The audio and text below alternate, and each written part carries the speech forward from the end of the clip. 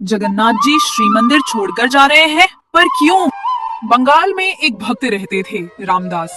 उनका नियम था कि हर एकादशी पर वे पैदल बंगाल से जगन्नाथपुरी जाया करते थे। वहां जाकर वे सुबह समुद्र में स्नान करते, महाप्रसाद पाते और फिर रात को शयन आरती के बाद मंदिर के बाहर बैठकर कीर्तन करते। महाप्रभु जगन्नाथ जी उनसे बहुत प्रसन्न रहते थे और उन्हें अपार प्रेम करते थे। धीरे धीरे समय बीता और रामदास वृद्ध होने लगे। अब उनके शरीर में पहले जैसा बल नहीं रहा, लेकिन उन्होंने अपना नियम नहीं छोड़ा। उनका मन अब भी वही था, भक्ति में अटल। महाप्रभु जगन्नाथ जी को उस पर दया आ गई। जब अगली एकादशी पर रामदास पुरी पहुँचे और कीर्तन कर रहे थे, उन्होंने नेत्र बंद किए हुए प्रभु का ध्यान लगाया। तभी उनके ध्यान में जगन्नाथ जी प्रकट हुए और बोले, रामदास, तू अब पुरी मत आया कर, मुझे बड़ा कष्ट होता है। रामदास बोले, महाप्रभु, आपको कष्ट होता है इसलिए मैं समझता हूँ कि अब आना ठीक नहीं, पर यदि अगली एकादशी को आप मेरे सामने नहीं होंगे तो मेरे प्राण ही निकल जाएंगे नाथ। जगन्नाथ जी बोले, ठीक है, तो एक काम तो किया जा सकता है जिससे तुझे पुरी भी ना आना पड़े और तू मेरा दर्शन भी कर ले। रामदास बोले, वो कैसे संभव है?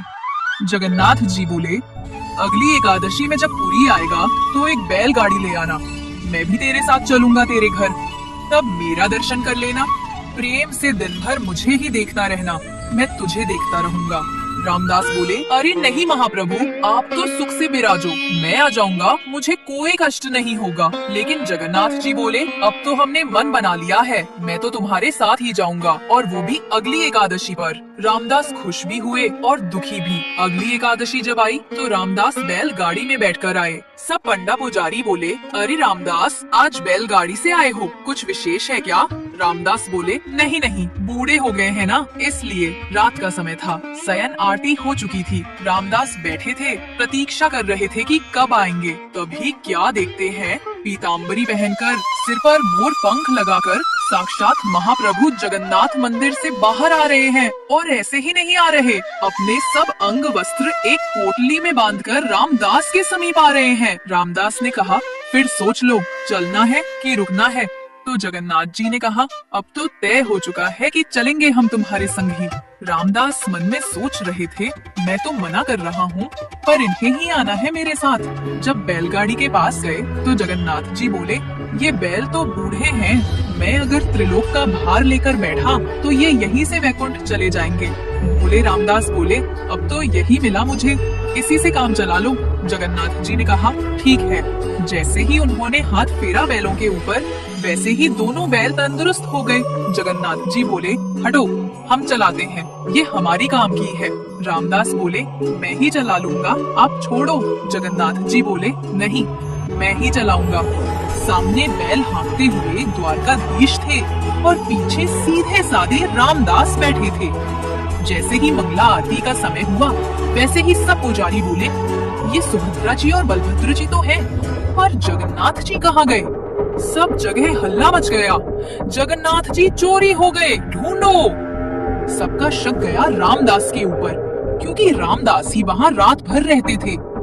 जगन्नाथ जी को पता चल गया था कि सब पंडा पुजारी रामदास के पास आ रहे हैं। वो अभी पुरी की सीमा से बाहर नहीं गए थे। तो जगन्नाथ जी ने कहा, रामदास, तुम मुझे कहीं छिपा दो, सब पंडा पुजारी आ रहे हैं तुम्हारे पास। पास में ही एक तालाब था, उसके पीछे एक गुफा जैसी बनी थी। तो रामदास ने जगन्नाथ जी को वहीं छिपा दिया, लेकिन उनकी पीताम्बरी का एक कोना बैलगाड़ी में रह गया। सब पंडा पुजारी आए और उनकी तलाशी लेने लगे। तभी वो पीताम्बरी का छोर उन्हें दिख गया और बिना कुछ पूछे मारपीट शुरू कर दी। तभी तालाब से आवाज आई, अरे मूर्खो, तुम्हें क्या लगता है मुझे कोई अपनी मर्जी से ले जा सकता है? नहीं, मैं स्वयं चलकर आया हूँ। तभी क्या देखा, जगन्नाथ जी के श्रीअंग से रक्त बह रहा है और पूरा तालाब रक्तमंडित हो गया है। सब बोले, क्षमा कर दो महाप्रभु। महाप्रभु बोले, क्षमा नहीं मिलेगी, जाओ, मेरे भक्त को मारते हो, शर्म नहीं आती? और जगन्नाथ जी रामदास के साथ चले गए। कुछ दिन बाद सब फिर से आए और बोले, महाप्रभु, हमारी रोजी रोटी कैसे चलेगी? अब आप तो चले आए, हमारा पेट कैसे पलेगा? जगन्नाथ जी ने कहा, यही अंदर है मेरे भक्त में और बगुला भक्तों में। फिर बोले, ठीक है, हम अपने भार के बराबर तुम लोगों को सोना दे देते हैं, तो हो जाएगा ना? सब बोले, जगन्नाथ जी भारी तो खूब है, बहुत सोना मिलेगा। सब बोले, ठीक है। जगन्नाथ जी बोले, रामदास व्यवस्था करो।